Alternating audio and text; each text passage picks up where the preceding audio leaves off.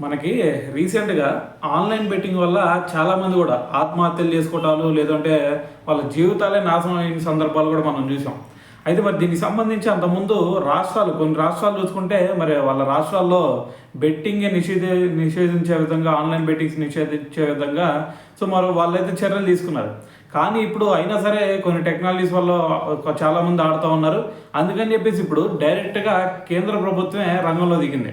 అయితే ఇప్పుడు దీనికి సంబంధించి మరి బెట్టింగ్ ఆడటం అనేది నేరంగా భావిస్తూ మరి ఇక నుంచి ఆన్లైన్ బెట్టింగ్‌లో జరగకుండా మరి బ్యాంకులకు కూడా ఆర్డర్స్ పాస్ చేయడం జరిగింది. సో ఈ విధంగా కనుక బెట్టింగ్ యాప్ల నుంచి మనీ ట్రాన్స్ఫర్ అవ్వటం కూడా ఇక నుంచి జరగకూడదు అని చెప్పేసి మరి ఆర్డర్స్ పాస్ చేసేసింది.